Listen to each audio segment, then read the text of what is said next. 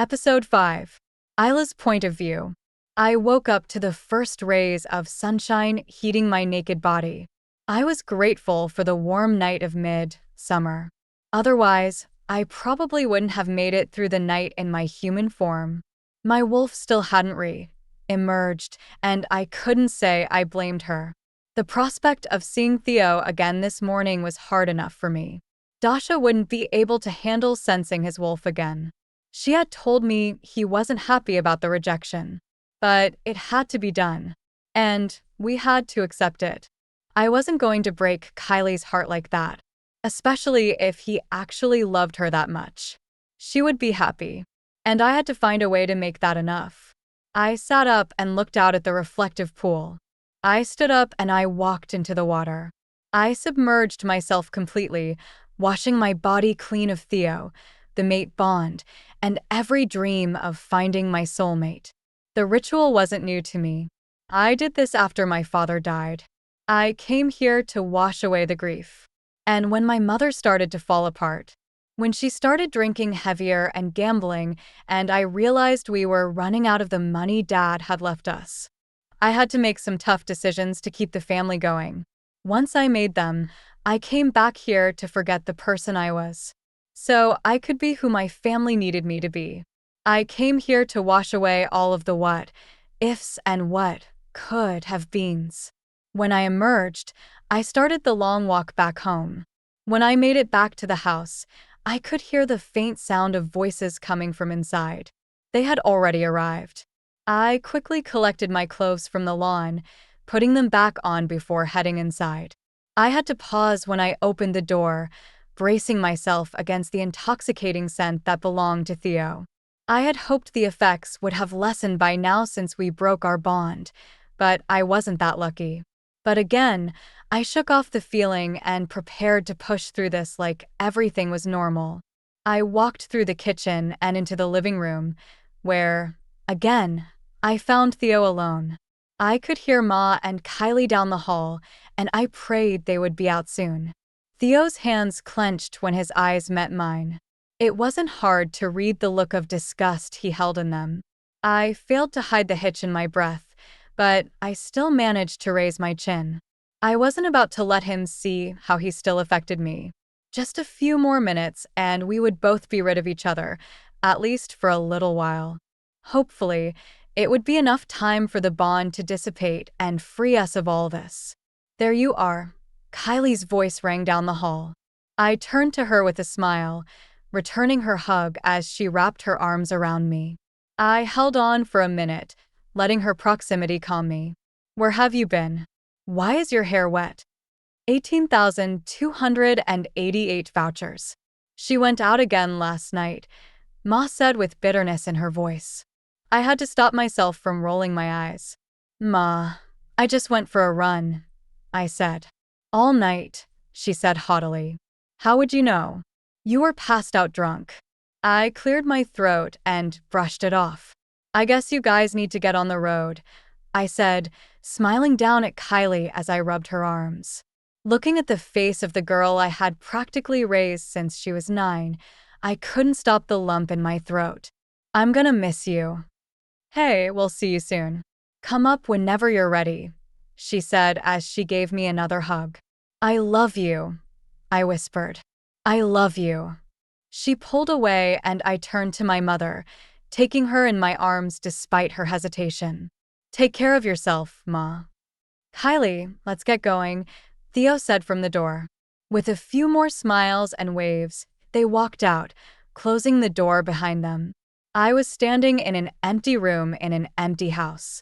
The silence was deafening, and it all came crashing down. I sank to my knees, begging the goddess to just let it all go away, just for a little while. I just wanted to feel numb. I lost track of how long I sat in that spot, staring without seeing. I didn't even know Zeph was there until I felt him grip my arms. Ailes, what the hell? What's wrong? He asked, brushing hair out of my face, forcing me to look at him. Ayla, what is going on? I found my mate, I said, the corner of my mouth tipping up mockingly. He's scheduled to be mated to my sister. What? Zeph exclaimed, anger and concern twisting his handsome features. Zeph was a good man. He had been there for me when no one else was. He was the only person who knew everything I went through. And here he was, listening to me tell him about meeting Theo, the mating ceremony, and my rejection. Why couldn't he have been my mate? He should have been. Come on, he said, lifting me up. You're coming to stay with me. I didn't protest. The goddess had given me this one little blessing. I was numb. Zeph held me up by my waist and led me out to his car. He tucked me into the passenger seat and disappeared into the house again, only to emerge a few minutes later with a duffel bag in hand. He pulled out and drove us the 20 minutes to his house. Just like before, he helped me inside, this time sitting me on the big, comfy leather couch in his living room. I love this couch. We had spent a lot of time on this couch, watching movies, talking about books, brainstorming ideas for work. This was like a second home to me. But even that felt wrong now. Zeph's phone rang in his pocket. He cursed as he pulled it out, checking the screen. Fuck, he said. Honey, I have to take this. I'll be right back, okay? I nodded. He answered the call, kissing my head before walking out of the room. Alone again, I pulled my feet up onto the couch, tucking them into my chest as I wrapped my arms around my knees. Silent tears began to fall. The numbness was wearing off. It was time to snap out of it. I needed to move on. I heard Zeph coming back, and I quickly wiped the tears from my eyes. No one had seen me cry. Not since the night my father died. I wasn't about to change that now. Not over someone like Theo. He paused, giving me a look. He knew I'd been crying. It always bugged him when I did that. Not that I often cried anyway, let alone enough for anyone to see it. But Zeph was always trying to get me to open up more. He came and sat next to me, putting an arm over my shoulder and pulling me into him. I let myself relax some. This was the first thing since Theo walked into my life that felt normal, felt comfortable.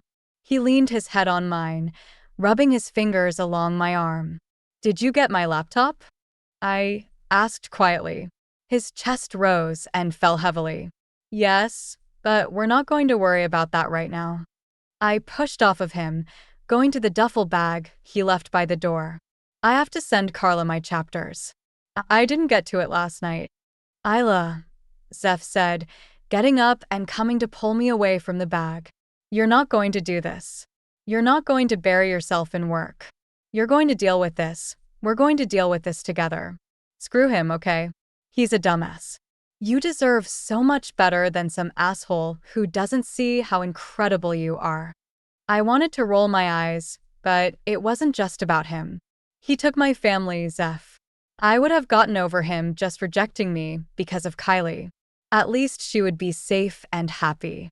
Screw them, Zeph said angrily. Zeph, I warned. He wasn't exactly Kylie's biggest fan. There was a big age difference between the two of them, and she kind of annoyed him. But he always respected how protective I was of her. No, Ayla. I'm sick of this shit. They either treat you like a servant or a bank. They don't care what their actions do to you as long as they keep getting what they want. Zeph, that's not fair. I protested. My family wasn't perfect, but they were my family. They loved me in their own way.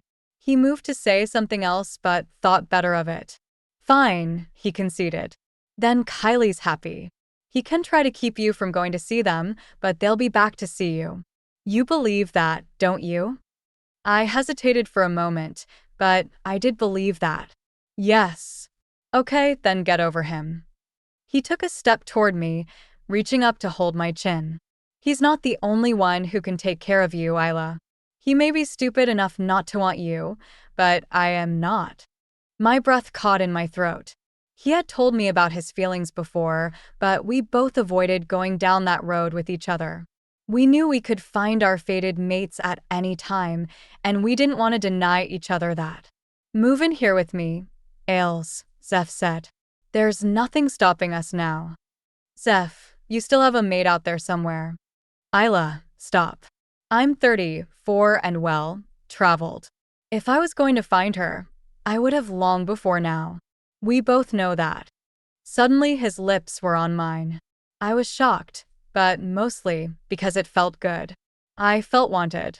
I kissed him back, not wanting to give that feeling up. I leaned into him until Dasha came charging to the forefront, growling and snarling that someone who wasn't our mate was touching us. I ripped myself from Zeph's embrace. Breathing heavily, the pain of the severed bond renewed. I clutched my chest. Ayla. I can't. The bond. It's still there. It hasn't faded yet. Zeph pulled me into his arms. Okay. It's okay. We can wait.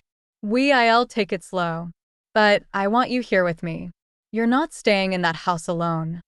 I rested my head on his chest. Okay. He squeezed me tighter. I still didn't know if we could make this work, but I wanted to try. Full story is available at novelpalace.com. Click the link in the comment section to get it free.